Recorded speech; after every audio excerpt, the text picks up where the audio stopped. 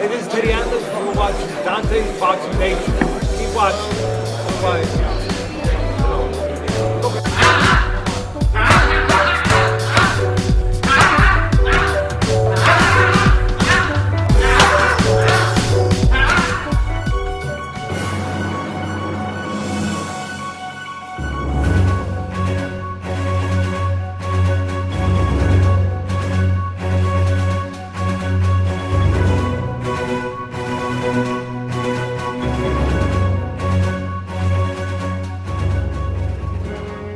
Point taken, Abner Mares.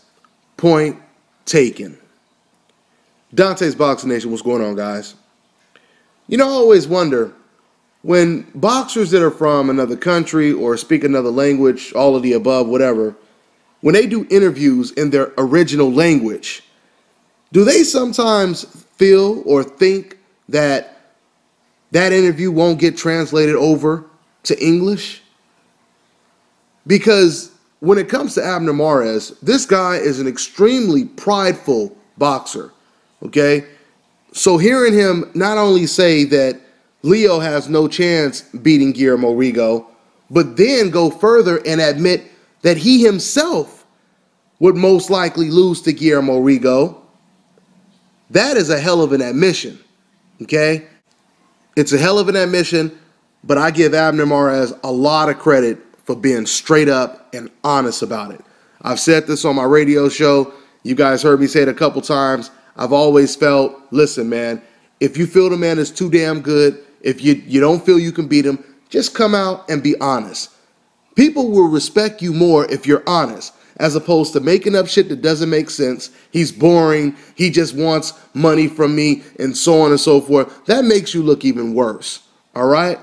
Because Leo Santa Cruz, he's been doing this, and he's been making himself look bad. I mean, even his own fans are starting to turn on him for the excuses that he's making trying to avoid Guillermo Rigondeaux. I can respect Abner Mares more for being very honest about this.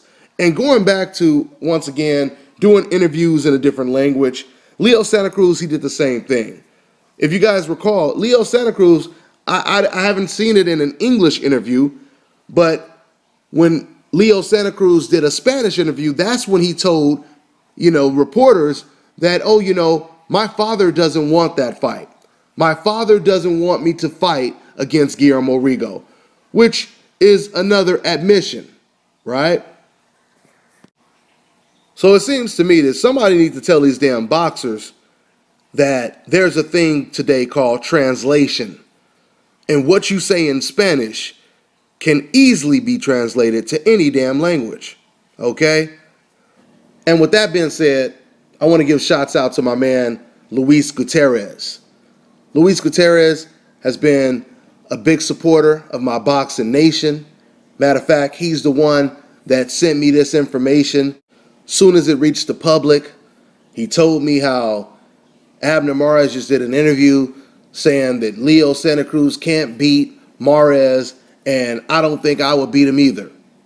Now, and as I alluded to saying earlier, this interview was conducted in Spanish. So Luis, he translated the message for me and sent it to me on my Facebook. Let me go ahead and read exactly what Luis Gutierrez translated. They asked him, does Leo have the skill to beat Rigondeaux? He replies, no. And I also want to add myself to that list of people who can't beat Rigondeaux. LOL. He also says, I compare him to Floyd. Very difficult. His style is too complicated to figure out or to beat. But this is boxing. Who knows? Anything can happen. End quote. And we know that Hasashi Amagaza and Nonito Donaire, they can definitely attest to that. Anything could happen in the ring with Guillermo Rigondeaux. And usually anything is a damn ass whooping. Okay? Now, after Abner Mares made these admissions, he went further by praising Guillermo Rigondeaux, saying that he is the closest thing to Floyd Mayweather. He has a very difficult style to beat, right? Now, this is when Luis Gutierrez explains to me, and this is what he's saying. He's saying that reporter Bernardo Usana was being extremely biased. So while Abner Mares was praising Guillermo Rigondeaux, Bernardo Asano, he basically jumped in and tried to change the subject and saying, yeah, but Guillermo Rigondeaux is boring. Leo versus you, Abner Mares, would be a much better fight. That's what he was basically saying, just trying to completely write off Guillermo Rigondeaux, trying to make him as irrelevant as possible because obviously he doesn't want one of his fighters to lose to Guillermo Rigondeaux, right? Let me tell you something about Bernardo Asano, or however you say his damn name. Listen, I remember when Brian Kenny was working on ESPN, right? Now what happened was Brian Kenny, he basically left ESPN, I guess, to work for Showtime.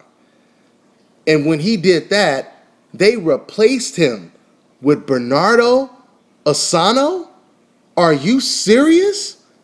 I'm going to tell you right now, man, I was so goddamn heated. I was so disappointed. Because for one thing, when Brian talked boxing, you know, you could see the excitement. You could see the animation when he was talking boxing. He got you into it. When he was breaking news, he was all into it, you know, and he wasn't on some extreme bias shit. I didn't agree with everything he said, but for the most part, he made sense the majority of times, right? But to replace him with a guy who's the complete opposite, someone who's somewhat monotone, to me, he doesn't even seem like he's that much of a boxing fan, but yet he's extremely biased. Bernardo is the Mexican version of Jim Lampley and Dan Rafael, basically, right? I remember when Guillermo Rigondeaux was first boxing on ESPN, you know, his first couple of fights he had. I recall Bernardo saying something that really tripped me out, and from that point, I lost all respect for his knowledge of the sport and his professionalism. Guillermo Rigondeaux, who's knocking everyone out on ESPN, all of a sudden, here comes Bernardo. He starts condemning Guillermo Rigondeaux, basically, and then he even says, you know, yeah, he's good and this and that, but to me, he's just like another Mayweather. He says it like it's the worst thing you could be. You know, like basically saying, oh, that basketball player is good, but he's just another Kurt Rambis. Like, that makes a whole lot of sense. I'm sure no boxer wants to go to the Olympics and represent their country, become the best amateur boxer in the whole country, then transition over to the pro rankings and become pound for pound the best fighter in the world, the highest paid athlete in all sports, and have people already saying you're the best fighter of this era, which literally means you are the Sugar Ray Leonard of this era. You are the Ali of this era. You are the Joe Louis, the Robinson. You are that in the sport of boxing. Have trainers like Juan Marquez's trainer calling you simply the best, the Michael Jordan of the sport. Have rivals that got in the ring with you, like Oscar De La Hoya, saying this guy may be the greatest of all time. I'm sure nobody wants to be the next Mayweather, right? This is the kind of ridiculous rhetoric that we see in the sport of boxing and we hear about in the sport of boxing. These ignorant ass analysts and writers and some fans, or a lot of fans, they will sit here and tell you your eyes are not seeing what your eyes are looking at. Your ears are not hearing what your ears are actually hearing. In other words, they're telling you that 2 + 2 is not 4, it's 5. And don't you ever tell me that the shit is 4, or I knock the shit out of your ass, right? This is what these people are telling you. Do not believe the facts. Facts are for idiots. Don't believe shit that makes sense. Only idiots fucking look at facts and the whole truth. Right? This is what these people are telling you. This is what they're telling you. Bernardo will sit here, just like I told you guys on many of my videos. No matter how many knockouts Guillermo Rigondeaux gets, Guillermo Rigondeaux just had a fight that could be candidate of fight of the year. Right? No doubt about it. If not fight of the year, there were rounds in that fight that could be considered round of the year. Either way, it was an explosive, exciting fight. Every boxing website admitted that this was an exciting fight. But yet you have biased-ass reporters like Bernardo still saying, oh, but the guy is boring. He just got 2 knockouts. What do you mean he's boring? So if Guillermo Rigondeaux gets another knockout, and let's say Miami, which they're trying to make a fight. Imagine Guillermo Rigondeaux fighting in Miami, getting another knockout. He's still boring, Bernardo? Bernardo is telling you that 2 + 2 is 5. That's what he's telling you. Don't believe them goddamn knockouts. He's still boring. I know he getting knockouts. He's still boring though. Right? Because this has never been about the whole truth. At least they don't want it to be about the whole truth. It's about the whole truth when you come to this channel. Don't get it twisted. But they don't want it to be about the facts. They want it to be about emotion. Like and dislike. Like I always tell you guys, you can hate all you want, but as long as these fighters keep winning, they will not be denied. I told you guys before, no Donaire got knocked out by Nicholas Walters. I told you guys, HBO and Top Rank, they are still pushing Donaire to be the star while punishing Guillermo Rigondeaux for beating Donaire and treating his ass like Cinderella before the fairy godmother came along.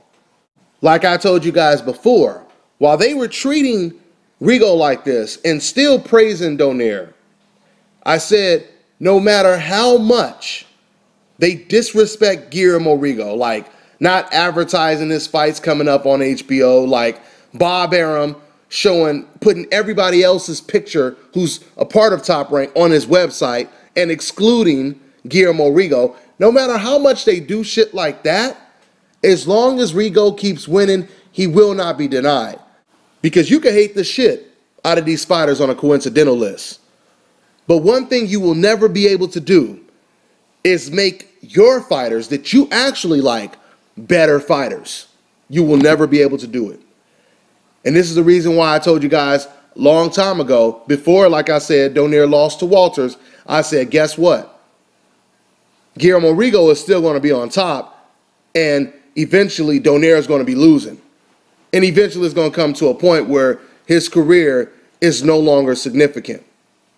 And that's exactly what's happening right now. Now, the fairy godfather is starting to come around for Guillermo Rigondeaux, which will probably be Rock Nation Promotions. If not them, it'll be someone else. The fact that now all of a sudden Guillermo Rigondeaux just comes off of his most exciting fight, 2 knockouts in a row. At the same time, it's a crossroads because Donaire, he's on a decline. He just got knocked out. He didn't have a good performance against Simpuye. He didn't have a good performance against Vic Darchinyan. He was losing that fight. So while Guillermo Rigondeaux is on the incline, Nonito Donaire is rapidly on the decline. And you're going to see a lot of other fighters, regardless if they fight Guillermo Rigondeaux or not, you're going to see that happen with them as well. Like I said, eventually Leo's going to have to step up. Eventually Leo Santa Cruz is going to have to step up. And when he does, he won't be as successful as Guillermo Rigondeaux when he stepped up. You're going to see the same thing that happened to Donaire happen to Leo Santa Cruz. I guarantee you that. But we all know that. We all know that. Hell, I say if you're going to get your ass whooped, you might as well take that ass whooping with a hell of a check. Because I can tell you right now, Leo Santa Cruz would get the largest check that he's ever gotten since he's been a pro if he fights against Guillermo Rigondeaux. Just like Nonito Donaire got when he fought against Guillermo Rigondeaux, right? Because see, what you don't want to happen is you get in the ring with one of these bums that you're supposed to beat easy, just like when Mares fought against a very faded Johnny Gonzalez. That was supposed to be an exhibition. That was supposed to be a stepping stone to bigger fights for Mares. But what happened? Mares surprisingly and shockingly got knocked out in the first round. The same shit is going to end up happening to Leo Santa Cruz. Okay? This happens to a lot of fighters. They keep avoiding the big names, and while they're running from this guy, they're still running but looking at that guy, and then they run into a goddamn wall because they're not paying attention to what's ahead. Right? This might happen to Leo Santa Cruz. It happened to Juanma Lopez when he didn't want to fight against Yuriorkis Gamboa. He ended up getting knocked out by lesser competition. He got his ass whooped by Roger Matagua. They still gave him the fight. But you see what I'm saying? So hell, if you're going to cash out, you might as well get the biggest check. Okay? And just one more thing before I end this video. I wanted to give shots out to my man Wingy Boxing. Has a great channel, great boxing channel. Go ahead and subscribe to him. Not only does he, do boxing commentary on YouTube, but he also writes great articles. He sent me one of the articles that he wrote where this man was speaking the whole truth. A lot of stuff that you guys hear me touch on, he basically hit all those points and more. Okay, went into full detail, I should say. So I'll go ahead and add that article or that link into the description box. Check it out, and that's pretty much all I got. I'm on to the next one.